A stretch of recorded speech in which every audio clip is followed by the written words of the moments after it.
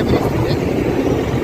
Teesta bridge আমাদের কুড়িগ্রাম লালমনিরহাটের লোকজনের জন্য এটা গুরুত্বপূর্ণ একটি ব্রিজ।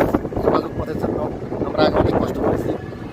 এই যে এই তিস্তা রেল ব্রিজটি দেখতে পাচ্ছেন, এই ব্রিজটি আমাদের একমাত্র সম্বল ছিল।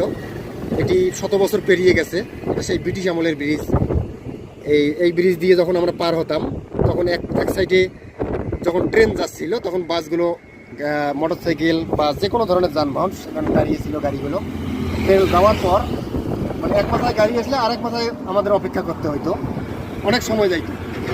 এই যখন এই যোগাযোগ ব্যবস্থার উন্নতির সাথে এই ব্রিজটি হয়, তখন থেকে আমাদের অনেক যোগাযোগ সহজ হয়ে যায়।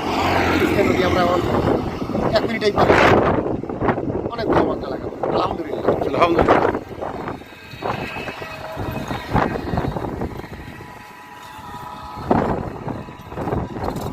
এই হলো 1 মিনিটের তিস্তা ব্রিজ, যা 1 মিনিটেই পাড়ি দেওয়া সম্ভব এখন।